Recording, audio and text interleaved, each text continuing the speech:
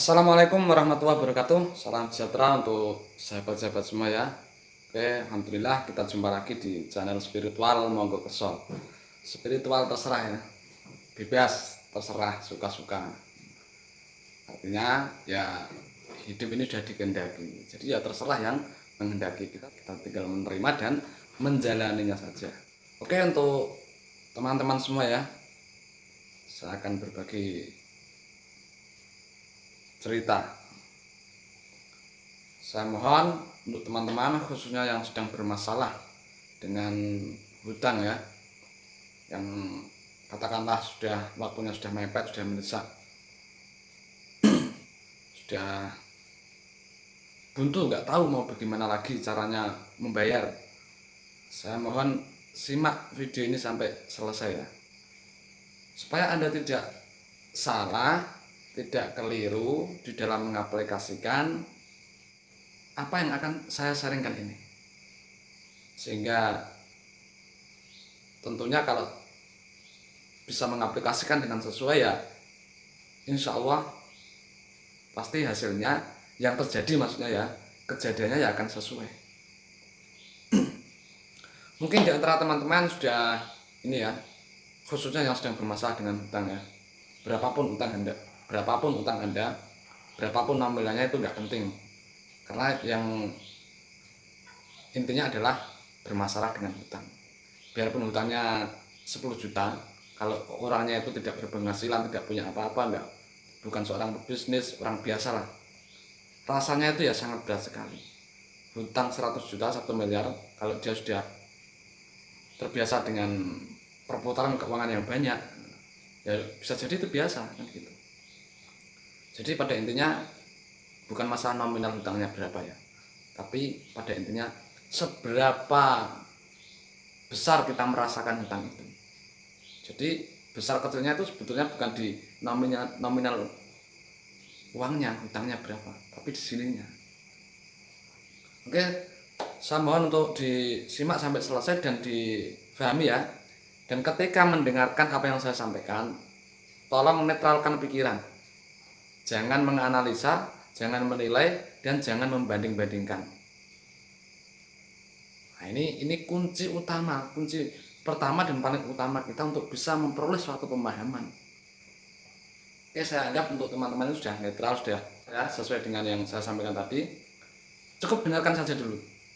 Dengarkan saja dulu. Sebelumnya saya ceritakan dulu. Ada salah seorang teman yang ya orang Jawa Tengah sini ya, daerah Jawa Tengah Kulon Barat. Dia itu punya utang 200 juta di bank. Dan waktunya sudah mepet. Artinya sudah mepet itu karena dia sudah nunggak berbulan-bulan. Sehingga kalau sesuai dengan prosedur perbankan harusnya sudah disita jaminannya. Dia sudah berusaha, sudah ikhtiar cari cara bagaimana supaya bisa membayar, sudah ikhtiar ke sana kemari, sudah mengamalkan amalan-amalan, sholat, sunat semua sudah dilakukan ya. Puasa sunnah sudah, sholat duha, sholat tahajud, sholat hajat semua dilakukan. Wiridan berjam-jam dia baca istighfar, sholawat, waqiah, dan doa-doa lain, amal-amal lain ya, semua sudah dilakukan. Yang katanya juga harus berbuat baik terhadap orang tua karena doa orang tua itu mustajab, sudah dilakukan. Tapi ternyata apa? Belum lunas juga, dan dia masih dipusingkan dengan hutangnya itu, masih stres dengan masalah hutangnya itu. Dari proses perjalanannya itu ya, sehingga sampailah dia ya semua sudah diatur oleh Tuhan ya, dia sampai ke kiai saya, silaturahim itu ya, intinya mengadukan permasalahannya. Di situ seperti biasanya kami berdiskusi tentang masalah hutang. Jadi kiai saya itu menjelaskan sebenarnya seperti yang sudah saya sampaikan ya, hakikatnya itu bukan masalah hutangnya, tapi itu hanya perwujudan dari kesalahan-kesalahan diri kita, dosa-dosa kita, kekotoran di dalam diri kita. Jadi hutang ini hanya pancaran dari dalam diri kita. Hutang ini hanya sebagai perwujudan yang di dalam, perwujudan dosa, perwujudan kesalahan, perwujudan kekotoran, hanya perwujudan. Jadi bahwa sinarnya, cahayanya. Kalau di sini mati ya otomatis itu mati kan gitu. Kalau di sini selesai, situ juga selesai kan gitu. Maka yang perlu disikapi, yang perlu diselesaikan adalah diri kita, sini di dalam diri kita. Ini sudah sering saya sampaikan banyak di video-video saya itu ya, semua arahnya ke sini sebenarnya. Cuman banyak yang masih belum memahami, fokusnya masih di yang di luar, masih hutangnya. Ini yang biasanya saya anggap sebagai salah paham, salah sehingga salah di dalam mengaplikasikan teori, mengaplikasikan ilmunya salah, nggak pas, tidak sesuai kan gitu. Yang seharusnya kita tuh fokus memperhatikan diri kita, fokus pada pembersihan dan pengampunan, perdamaian di dalam diri kita yang sebenarnya adalah hablum minallah kita. Seharusnya di sini ya, tapi malah fokusnya di luar, fokusnya pada hutang, fokusnya pada kalau ditagih bagaimana, fokusnya pada ketika dicaci maki, dimarah-marahi. Nah ini kesalahannya. Oke, jadi orang yang punya hutang 200 juta itu datang ke kiai saya berdiskusi, terus ini memakan waktu juga ya. Ya, dalam diskusi ini, dalam musyawarah ini juga butuh waktu berjam-jam ya, tidak cukup hanya 10 menit, 5 menit, 15 menit, enggak. Lumayan lama, karena apa? Proses memasukkan kefahaman supaya benar-benar orang ini bisa memahami apa yang disampaikan oleh kiai saya, sehingga bisa tahu yang sebenarnya. Oh, kesalahan saya itu sebenarnya begini kan gitu. Oh, berarti bukan masalah hutangnya itu. Nah, itu proses untuk sampai terbukanya pemahaman seperti itu ya butuh waktu ya, bahkan berjam-jam. Biasanya itu kalau di tempat kiai saya itu ya dari jam 7 hingga jam 12. Tamu datang pergi.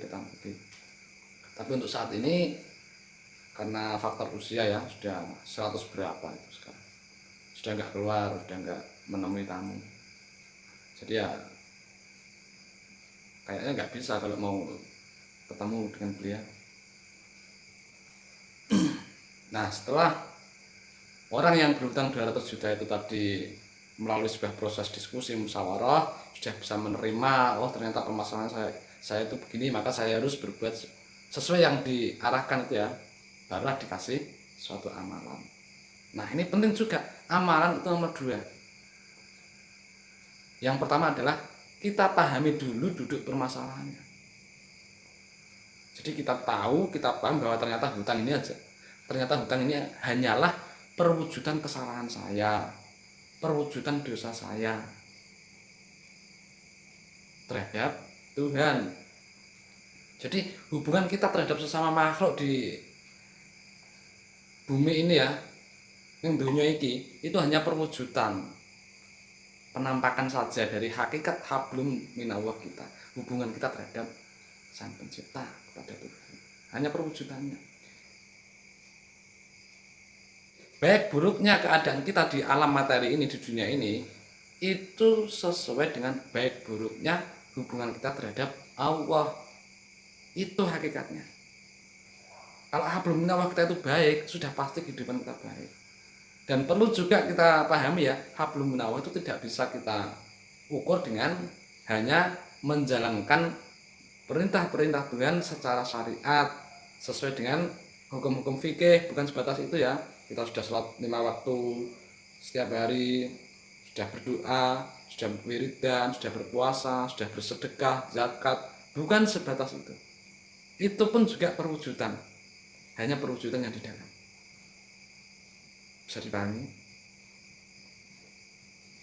Sebetulnya ya untuk berdiskusi semacam ini butuh waktu yang lumayan lama ya. Ya tidak semua orang, artinya masing-masing orang itu kan punya tingkat kecerdasan dan pemahaman yang berbeda. Bagi mereka yang sudah ya mungkin katakanlah cerdas kan gitu ya bisa cepat memahami. Tapi ada orang-orang tertentu yang lama sekali untuk memahami pengetahuan semacam ini.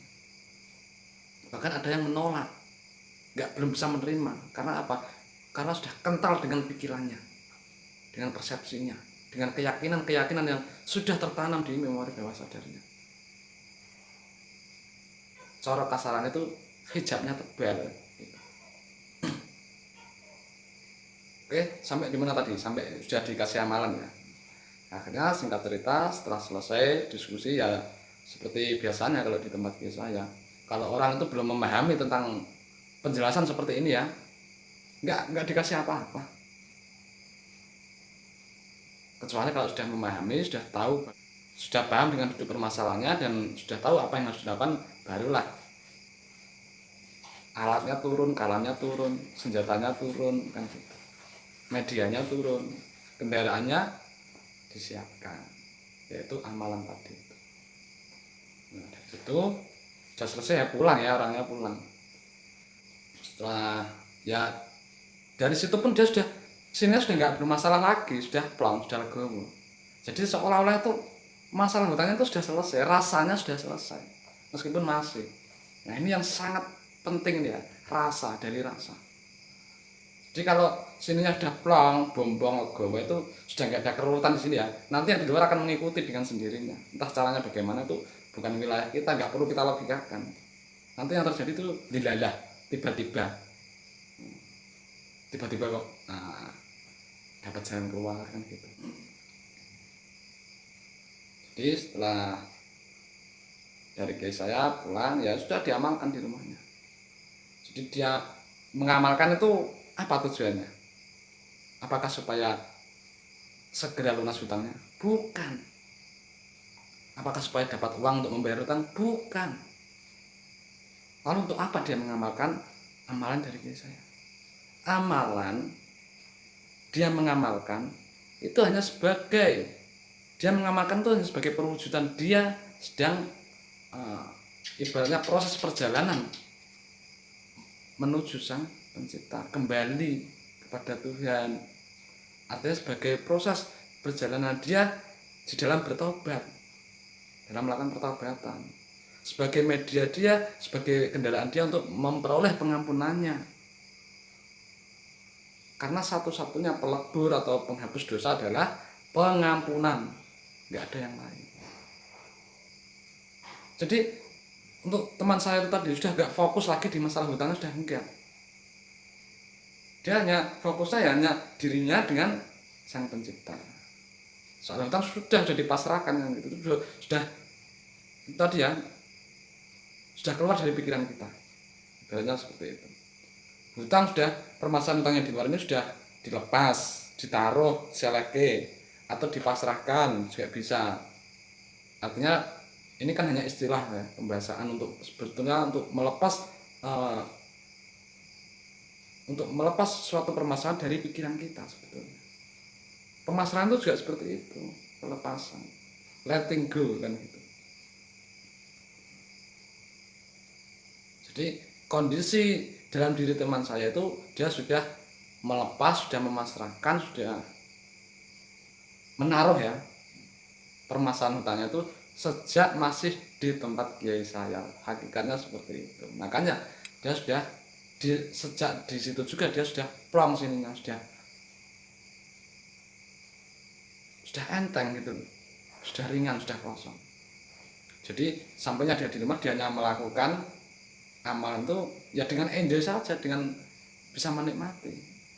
Dia hanya melakukan pertobatan, dia hanya melakukan pengampunan, dia melakukannya itu sebagai sarana pertobatan, sebagai sarana memperoleh pengampunan dan rahmat Allah, sebagai sarana dia berserah diri, memasrahkan segala urusannya kepada Tuhan. Soal hutang bagaimana? Terserah Engkau ya Allah. Biasanya pikiran akan berusaha untuk ini ya, mengelabui kita, berusaha menjebak kita. Ya, tapi kan waktunya sudah mepet. Nah ini pikiran. Tapi tinggal seminggu lagi. Kamu belum punya uang loh hari ini. Nanti kalau kamu ternyata nggak dapat gimana? Nah inilah pikiran. Ini yang akan mempengaruhi keruwetan di dalam diri kita. Kita akan jadinya suntuk, stres, pusing, sangat terbebani itu ya. Bahkan itu akan menimbulkan kekhawatiran yang berlebihan, kecemasan, kepanikan, ketakutan, membuat kita semakin tidak percaya pertanyaan-pertanyaan atau masukan-masukan dari pikiran kita. Makanya harus kita lepas. Monggo ya Allah, terserah Engkau, semua permasalahan yang Kau berikan kepada Aku pasrahkan kepadamu. Terus begitu. Di dalamnya begitu ya. Jadi dia melakukan zikir, wirid, berdoa itu ya hanya sebagai kendaraan saja, sebagai pembuktian bahwa ini sudah benar-benar bertobat, sudah benar-benar minta ampun. Nah ini biasanya kalau saya habis sharing seperti ini pasti ya biasanya ya ada saja yang inbox, yang japri, yang tanya, amalannya apa Pak? Amalannya apa Mas? Saya sudah kepepet, saya sudah nggak ada waktu lagi, keadaan saya sudah genting, tolong diberikan amalannya. Nah ini berarti belum memahami. Padahal sudah sering saya sampaikan, amalan itu nomor 2. Yang pertama penggenaan hati, pembenahan yang di sini.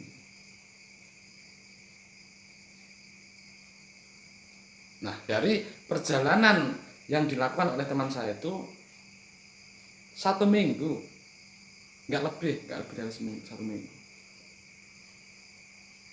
terbayarkan. Bagaimana ceritanya? Ya setelah terjadi bisa di logikakan ya, bisa kita terima dengan nalar logika kita ya, proses perjalanannya sampai terlunasi itu. Tapi kan sebelum itu nggak tahu, logika nggak jangkau, pikiran nggak jangkau bagaimana cara melunasinya, dari mana nanti, nggak tahu, pikiran nggak akan tahu. Kecuali kalau sudah terjadi baru kita bisa membaca, kita bisa mengetahuinya. Oh kejadiannya, kronologinya melalui proses begini gitu. Jadi ini kalau nggak salah sudah pernah saya ceritakan ya di salah satu video saya, tapi mungkin nggak sedetail ini ya. Nggak apa-apa, yang lalu sudah berlalu. Yang penting hari ini teman-teman paham. Kalau sudah paham ya sudah, tinggal mengaplikasikan sesuai yang dipahami itu. Kalau kita sudah paham, kita bisa melakukan, mengamalkan suatu amalan tanpa terbebani apapun. Kita bisa melakukannya dengan enjoy, bisa menikmati dengan rasa yang bombong legowo, penuh dengan ketulusan hati, lillahi ta'ala. Saya katakan lillahi ta'ala itu karena kita berbuat, kita beramal, membaca wirid, kita mengamalkan itu ya, itu karena kita hanya sebagai proses kita berdamai, memperoleh pengampunan Allah. Hanya itu, bukan masalah hutang lagi, karena hutang itu hanya pancaran perwujudan. Bisa dipahami? Oke, pelan-pelan saja kita pahami, pelan-pelan, jangan tergesa-gesa ya. Nah ini juga penting, kalau kita tergesa-gesa supaya segera, nah ini juga akan menjadi hijab kita, untuk bisa menerima pemahaman, menjadi hijab kita di dalam mengatasi, menyelesaikan sebuah permasalahan. Jadi bagaimana proses lunasnya hutang teman saya itu? Dia itu punya saudara kaya, tapi nggak akur, kontrak gitu. Entah masalahnya apa ya, yang namanya orang kalau lagi tidak pro ya, biarpun sama saudara tuh ya masya Allah, artinya ya seperti benar-benar seperti musuh, sudah nggak ada rasa saudara itu, enggak, rasa persaudaraan itu sudah nggak ada. Nah enggak, sesuatu hal yang tidak disangka-sangka sebelumnya, sesuatu hal yang tidak terduga sebelumnya itu terjadi. Apa?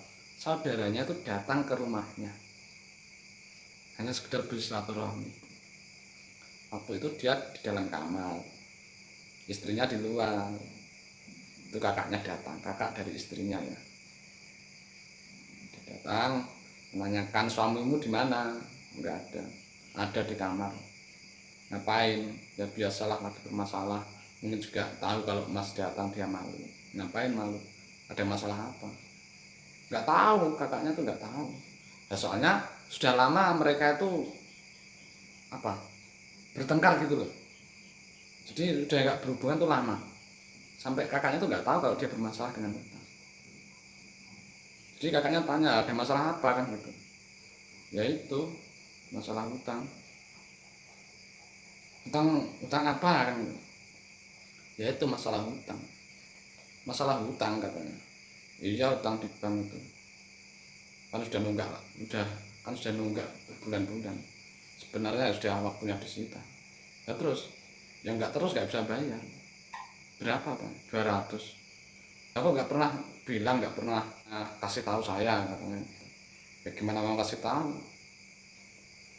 Orang kita nggak ada kecocokan. Orang kita aja ada masalah. Ya nggak berani. Singkat cerita, si kakaknya itu ya sudah, besok dilunasin, nanti ambil uangnya di rumah. Kaget itu istrinya, itu adiknya yang punya uang itu kan kaya dia. Nah terus gimana kembaliinnya, nyaurnya kan, bayarnya?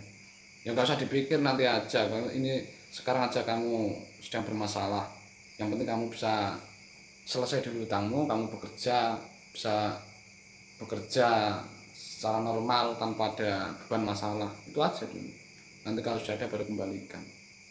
Nah, kira-kira gimana rasanya di sini? Akhirnya istrinya nyamperin ke suaminya itu ke dalam kamarnya, dia ceritain bahwa mau dibantu sama kakaknya, suruh ngambil uangnya di rumah. Ya sambil malu-malu kucing mungkin ya, teman saya itu keluar nyamperin itu iparnya. Nah, singkat cerita dia dibantu, dibayarkan. Tapi ini kan nggak pernah terduga sebelumnya. Itu loh. Bisa dapat pelajarannya ya.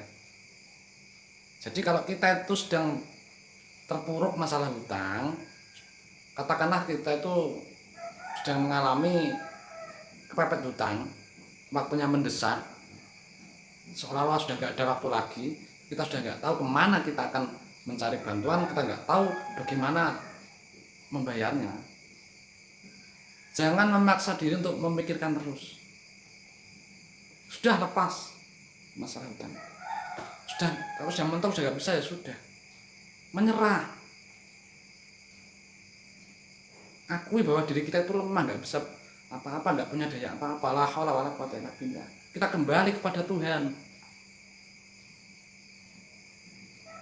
Akui bahwa semua ini adalah kesalahan saya. Semua ini hanya perwujudan dosa-dosa saya. Maka bersegeralah kita untuk kembali bertobat. Kita kembali kepada Tuhan, memohon ampunan dengan sungguh. Ini saja kita fokus di sini. Soal hutangnya bagaimana? Wes terserah. Artinya terserah Tuhan. Kita pasrahkan semua itu kepada Tuhan. Dia yang mengatur semuanya. Nggak usah takut, nggak usah panik. Nah kalau nggak emas gimana? Ya sudah, nggak masalah. Nah dunia itu titipan. Nah kalau nanti disita bagaimana? Ya sudah, terserah. Pokoknya saya hanya butuh pengampunan Allah, butuh kasih sayang Allah, rahmat Allah. Saya butuh bertobat, hanya itu. Dan nanti gimana kalau semua diambil sama bank? Nah memangnya kita bisa apa kan gitu? Sudah, terserah. Masa bodoh. Intinya loss gitu loh. Nggak usah takut. Nggak akan hancur kita. Nggak akan, kalau diambil terus kita mati, itu nggak mungkin lah. Atau gini, biasanya yang terjadi itu kenyataannya tuh tidak seperti yang kita pikirkan. Catat ini ya, tidak seperti yang kita pikirkan. Yang tadinya kita pikir bahwa ini nanti kalau saya nggak bisa bayar tanggal sekian, jaminan saya disita, rumah saya disita, saya sudah nggak punya tempat tinggal, terus gimana nantinya? Pikiran biasanya seperti itu. Itu yang ada di pikiran misalnya ya. Tapi kenyataannya apa yang terjadi? Tidak sesuai dengan yang di pikiran kita. Kalau kita percaya bahwa Allah Maha Kuasa, Maha Baik, Maha Bijaksana, Maha mencukupi, mengatur, mengurus, dan memenuhi kebutuhan kita dengan sebaik-baiknya, pasti nggak akan seperti yang di pikiran kita. Justru malah yang terjadi itu berbalik arah 180 derajat. sesuatu hal yang membuat kita menjadi senang, menjadi semakin membuat kita untuk bersyukur. Bisa dipahami ya? Oke, ini sudah berapa menit ini? Sudah ada 25 menitan ini kayaknya. Agak panjang sedikit ya masalah. Yang penting Anda paham, bisa mengaplikasikan dengan sesuai. Setelah mendengarkan ini, sudah lepas semua masalah. Lakukan apa yang menjadi bagian kita, yaitu mengabdi kepada Tuhan. Kita wujudkan pengabdian kita dengan cara bersungguh-sungguh memohon ampunannya, bersungguh-sungguh di dalam bertobat, bersungguh-sungguh di dalam meraih rahmatnya. Hanya itu. Bersungguh-sungguh di dalam meraih ridhonya. Bagaimana kita supaya dapat ridhonya? Ya kita harus ridho dengan pemberian Allah. Kita harus ridho dengan keadaan yang dihadirkan dalam kehidupan kita, termasuk keadaan terlilit hutang. Betul.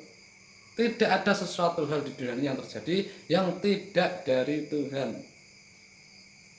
Maka apapun yang ada, yang terjadi di dunia ini, yang hadir di dalam kehidupan kita, itu hakikatnya adalah juga dari Tuhan.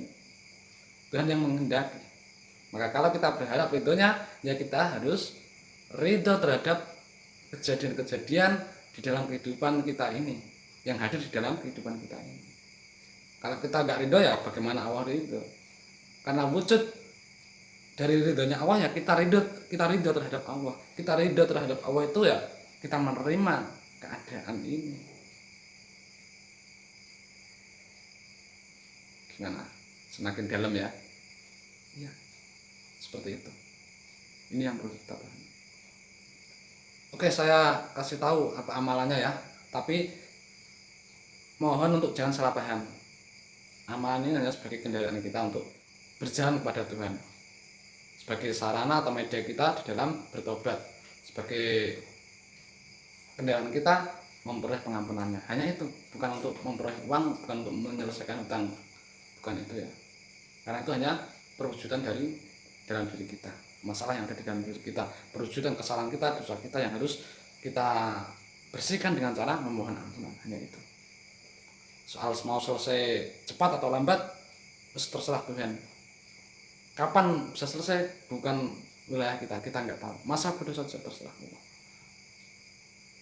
Bahkan kalau di pikiran ini misalnya kok nanti kalau dimarah-marahin debt collector, kalau saya dimaki-maki yang menghutangi saya, kalau ini gimana, sudah terima saja semuanya, terima saja dulu, diterima, semua pasti baik-baik saja, keajaiban pasti terjadi ya, seperti yang dialami oleh teman saya itu. Tapi tidak harus seperti itu persis ya. Kadang-kadang pikiran kita itu kemudian karena tahu dari testimoni kemudian menerka-nerka, menebak-nebak, mengira-ngira jangan-jangan nanti saya dapat dari sini, atau dari mana ya, bisa dari, nah ini kita terjebak kalau seperti itu. Pokoknya bagaimana proses atau dari mana kita bisa menyelesaikan melunasi hutang ini nggak usah kita logikakan, terus pokoknya terserah Tuhan. Oke, untuk amalannya apa? Cukup dengan yang sudah saya sarankan, istighfar dan sholawat. Itu yang dibaca sebanyak-banyaknya, 1000, 2000, 3000, 5000. Semakin banyak, semakin lama kita duduk mengamalkan, semakin cepat. Tapi bukan berarti kita membaca yang sebanyak-banyaknya supaya cepat terlunasi, bukan ya, bukan itu. Bulat ini, muter terus ini. Maksudnya penjelasannya ini muter-muter terus, bolak-balik lagi ya. Ya memang supaya kita benar-benar paham gitu. Itu amalannya membaca istighfar dan sholawat. Astagfirullahaladzim, astagfirullahaladzim, astagfirullahaladzim. Sholawatnya yang pendek gak apa-apa. Ya memang itu sholawat itu. Sholawat Muhammad, sholawat Muhammad, sholawat Muhammad, sholawat Muhammad. Kemudian setelah selesai berdoa, ya Allah, semoga ya Allah semua keluarga dan masyarakat ampunilah mereka, semoga bertobat, mengabdi sujud kepada. Hanya itu doanya. Hanya itu ya doanya. Dan doa memohon ampunan, terserah mau dirangkai seperti apa kalimatnya. Misalnya ya Allah, ampunilah saya ya Allah, ampunilah semua kesalahan dan dosa-dosa saya, ampunilah kesalahan-kesalahan keluarga saya, ibu bapak saya, mertua saya, saudara-saudara saya, ampunilah mereka semua ya Allah. Aku pasrahkan semua permasalahan yang engkau berikan kepadaku, aku pasrahkan semua kepadamu ya Allah. Hendak engkau jadikan apa aku ini ya Allah, terserah engkau ya Allah. Semua keluarga dan masyarakat ya Allah, semoga bertobat mengabdi sujud kepadamu. Terus begitu aja, bisa diulang-ulang berapa kali maksudnya ya, tapi hanya itu doanya. Jangan neko-neko. Kalau menurut ego, ambisi, pikiran kita ya doanya pasti macam-macam, supaya selamat tidak dimaki-maki orang yang menghutangi, supaya segera dapat uang dan bisa melunasi, ya macam-macam ya. Itu jebakan ego, itu ambisi. Doanya hanya itu. Doakan juga orang yang menghutangi. Kalau bank ya semoga pimpinan bank beserta semua karyawan diampuni Allah, semoga bertobat mengabdi sujud kepada Allah. Jadi kita menjadi perantara berkah bagi mereka juga. Dan kita mendoakan juga nanti kembalinya pada diri kita. Oke, jadi gitu ya, silakan dipahami dulu. Kalau belum paham, diputar ulang lagi, di download juga bisa. Kalau masih kurang paham, mau datang silaturahmi ke tempat saya, kita berdiskusi, bermusyawarah, boleh. Silahkan, selama saya bisa ya. Oke, jadi kalau amalannya, meskipun ini saya sampaikan lagi ya, biar nggak ada yang tanya-tanya lagi, maksudnya cukup baca astagfirullahaladzim dan sholawat ala Muhammad sebanyak-banyaknya. Sebanyak-banyaknya itu minimal 1000 kali gitu. Dan niat kita adalah untuk memperoleh pengampunan Allah, niat kita adalah untuk bertobat, hanya itu, niat untuk berserah diri.